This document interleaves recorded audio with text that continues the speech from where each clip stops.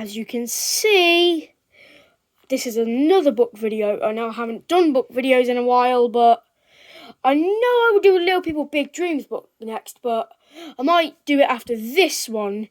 So, as you see, this is the snake who came to stay.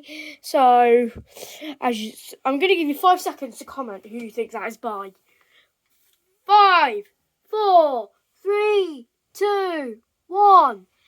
Alright, it was made by one of my favourite authors, Julia Donaldson, and illustrated by Hannah Shaw. So, might need to move the camera down a bit so I can pause the recording when I can. Okay, that should be good. So, this is my 5th reading video, I think. So, let's get reading. Chapter 1, Holidays for Pets. That's a wrong page. A snake? Said Mum. A snake? No, you're not looking after a snake. Oh, please, Mum, said Polly. It's only for the holidays. Polly knew what Mum was like. Sometimes no could turn into, I'll think about it. Doris is a very nice snake, said Polly. I've met her. She's not poisonous, so don't be mean, Mum. Mean? Said Mum. What a cheek. I said yes to 2 guinea pigs, a bird, and a whole lot of goldfish. I just don't fancy a snake in the house. But where else can Doris go? Asked Polly. She can't go on holiday with Jack, and we're not going away. Oh, go on, Mum. Well, said Mum, I'll think about it, but I want you to take that notice down from the front gate. The notice on the gate said, Polly's holiday home, holiday for pets. Are you going away this summer? Why not give your pet a holiday too? Please phone 236-566. I'm letting you know, guys, that is not my phone number. It's just what the story phone number is. Polly smiled as she took the notice down. She knew, Mum. I'll think about it. Almost always meant yes. Chapter 2, The Silent Snake. The first animals to arrive at Polly's holiday home were the 2 guinea pigs. They belonged to Polly's friend Katie, and their names were Bill and Ben. Bill was thin and Ben was fat. They had their own house and garden. The house was called a hutch and the garden was called a run. It was a box made of wire netting which went on the grass.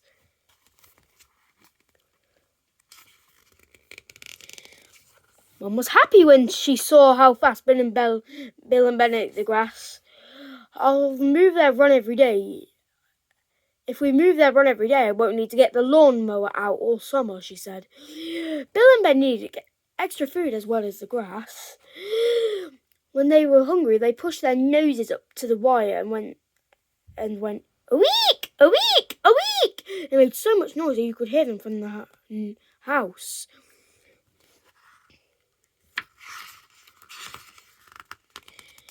A few days later, after Bill and Ben came, Mrs. McNair from the road brought her big black minor bird round. He likes to be in the kitchen so he can join in all the talk. Don't you, Charlie? She said.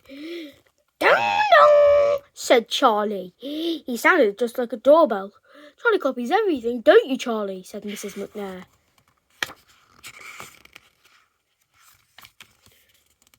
Charlie put his head on one side, then he started to sing in a funny high voice. I dream of blonde hair, he sang. Mrs. McNair laughed. He's copying me now. That's my favourite song, isn't it, Charlie? Bum, bum, said Charlie. Now he sounded just like a motorbike. The goldfish didn't come to the holiday home because they were in a pond in the garden next door. Polly just had to check it on them and put more water in the pond if it didn't rain. Doris the snake was the last animal to arrive. Jack brought her around in her tank. The tank had a little heater in it, but you still need to keep her in the warmest room in the house, said Jack. That's the kitchen, said Mum with a sigh. I won't have any space left to cook. But Mum did find a place for Doris on the worktop, between Charlie's cage and the phone. Goodbye, Doris, said Jack. Doris didn't move. She didn't even hiss. "You see, Mum," said Polly. "She'll be no bother at all." Chapter 3. The Coffee Bird. The holiday home was a bit noisy for Mum. Bill and Ben went, "A week, a week," and Charlie kept singing about Janny with the light brown hair. And the phone rang all the time. More and more people wanted to know if Polly could look after their pets. Mum always said no, and Polly didn't even try to turn it into "I'll think about it." But Doris, the snake, wasn't noisy at all. Sometimes she is, but only very softly. "I told you she'd be good," said Polly.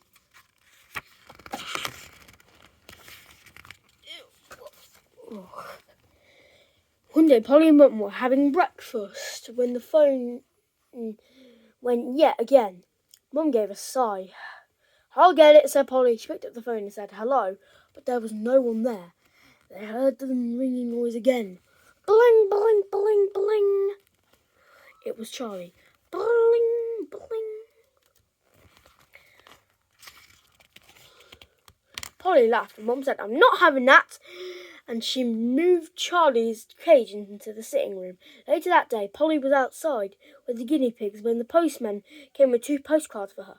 One of the cards was from Mrs. McNair. It had a picture of a Spanish dancer in a pretty dress. Polly took it into the sitting room and showed it to Charlie. He looked at the girl on the front and said, "Pretty boy." The other card was from Jack. It had a picture of a vulture on it. On the back, it said, "Show Doris this picture and tell her I miss her." Polly went into the kitchen. She slid the top of Doris's tank and put the card in. Doris gave a soft hiss. At the same time, Polly heard on the extra loud, "A week! A week!" noise. "Wick! Wick!" "It's those guinea pigs," she said. "But they can't be hungry. I've just fed them. Hope nothing's wrong." Polly ran back outside. Bill and Ben were in their run, eating the grass. "That's funny," said Polly. Then she heard the noise again. "A week! A week!" It was coming from inside the house. Polly went back into the house. Back to the house, Into the sitting room, there was Charlie with his head on one side going, "A week! A week! A week!" Just like Bill and Ben. "You copycat," Polly said. "I dream of you with the light banner," Charlie sang. Not Charlie. All at once, Polly remembered something. She stopped laughing. She had been in such a rush to check that the guinea pigs were all right that she left the top of Doris's tank. "But Doris wouldn't escape," she said. "She's such a good, quiet, still kind of snake." All the same, Polly ran back to the kitchen. The tank was empty. Doris had gone. Ooh. Chapter 4. The Search. "She can't have gone far," said Polly. She looked all around the room, in the sink because she knew snakes like water, and under the radiator because they like to keep warm. No Doris. Polly even looked under the cooker. Just then, Mum came in. "What are you doing?" she asked.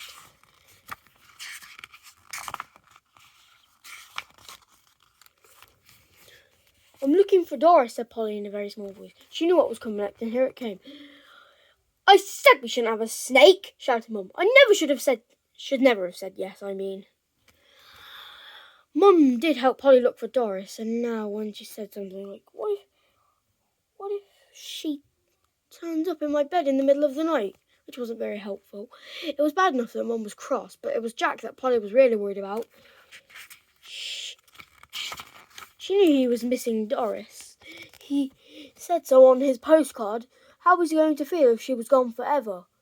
How was he going to feel if she was gone forever? Polly and Mum looked all over the house. Mum calmed down a bit. "Well, it's very odd," she said. "But I'm sure she'll turn up. Leave the lid off the tank and put some food in it." But the days passed and Doris didn't turn up. Polly felt sick with worry. Jack would be back from holiday next week. What was she going to say to him? Then one day Polly was watching TV when she thought she heard a faint hissing sound. She turned the TV off and listened.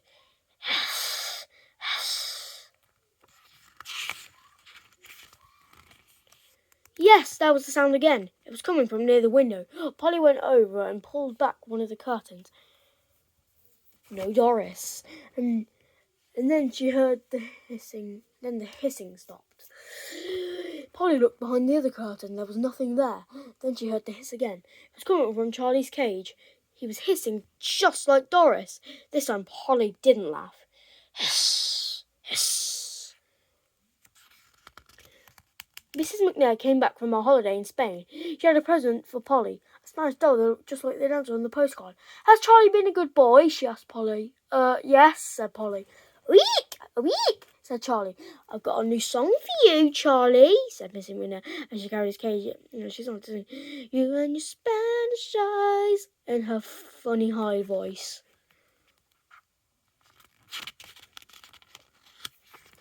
Suddenly she stopped singing and let out a scream. Ah! What's the matter? Asked Polly. A snake! Screamed Mrs. McNair. There's a snake on the doorstep! But it wasn't a snake. It was a snake skin. Eek!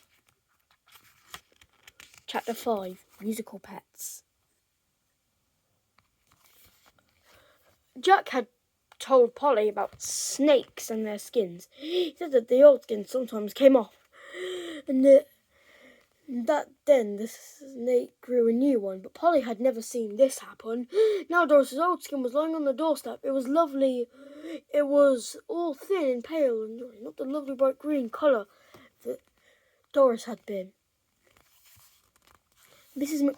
McNair got over her shock and took Charlie home. Polly was glad to see the back of him. She was getting sick of his singing. Who cares about Jenny with the light brown hair? She said. It's Doris with the bright green skin that I'm worried about.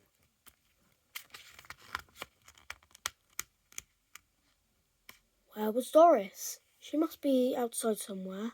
Jack had told Polly that snakes didn't like to be cold. They could die if it got too cold.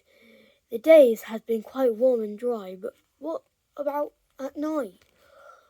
Polly looked all over the garden, but she couldn't find Doris. Have you seen her? She asked Bill and Ben, but then she had a horrible thought. Snakes ate mice. What if they ate guinea pigs too? Mum, we must move Bill and Ben's hutch into the house, she said. Mum gave an extra loud sigh. I'm sick of playing musical pets, she said. Why do you have to keep moving these animals around? But Polly wasn't going to take any risks. What if she had told Katie that her pets had been eaten by an escaped snake? It hadn't rained for a few days, and the fish pond next door needed filling up. As Polly walked into the greenhouse to get the hose, she tried not to think about the fact that Jack was coming back from his holiday the next day. There were two hoses coiled up in the greenhouse. That was odd. Polly was sure there only been one last time. One of the hoses was shorter and fatter than the other one, and it had some black markings on it. What do you think that hose is? I'll give you 5 seconds to comment. 5, 4, 3, 2, 1. Okay, 0. Okay, then let's read and find out what it is. It was rather an odd hose. In fact, it wasn't a hose at all. It was Doris. Chapter 6. A week. Together. Jack came round the next day with another thank you present for Polly. It was a book about spiders. Has Doris been good? He asked. Yes, very good, said Polly. She showed Jack the old skin, but she didn't tell him anything else. Even before Katie was due back, I gave Polly 2 carrots to feed the guinea pigs. Then Bill was standing at the front of the hutch, going, "Eek, eek." But where was Ben? He was always so greedy, and he had got fatter than ever over the holidays. Oh no! Don't say Ben's escaped now, said Polly. Then she heard a much softer "Week" noise. At least it couldn't be Charlie this time. He was safely back home with Mrs. McNair. The noise seemed to be coming from the back of the hutch. Very gently, Polly took out some of the hay. Yes, there was Ben, but the soft "weeks" weren't coming from him. Polly took out some more hay. There, cuddled up to Ben, are 4 baby guinea pigs. That's why Ben had looked so fat. So Ben is a girl and she's had children. That may be a bit shocking to you. Chapter 7. Journey with the light brown hair. Katie came back from her holidays looking very brown. Have Bill and Ben be good? Been good, she asked. Katie was... Yes, said Polly, but I've got something to show you. Katie was very excited when she saw the baby guinea pigs, but she said, Ben doesn't look for a mother guinea pig. I'll give her a new name. I know, Jen. Katie's thank you present for Polly was a little box made of shells. Polly liked all her presents, but the best one was still to come. When the baby guinea pigs were old enough to leave their mum, Katie asked if Polly would like to have one of them. Polly asked Mum. Oh, go on, Mum, she said.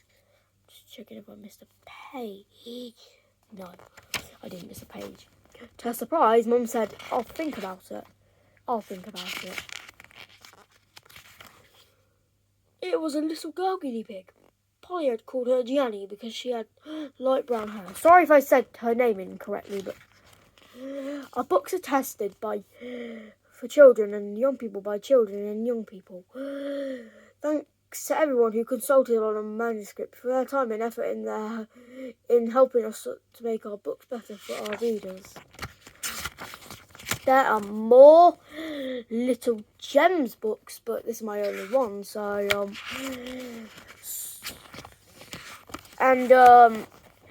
if you have this book, you will see a snakes and ladders thing here. So if you don't have this book, then sorry if I gave you any spoilers.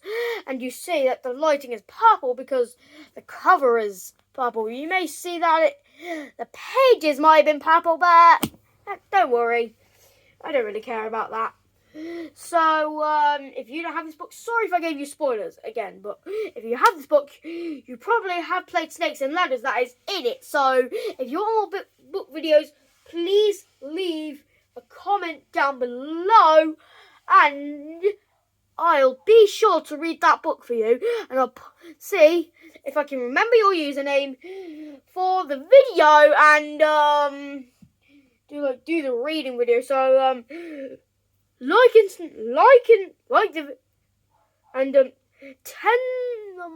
I know, not the comment goal, not the like goal, because that doesn't even count if I'm asking people to request me another book. So if you request me a book, and then I'll be sure to do it, and if I can remember I'll put that in the video.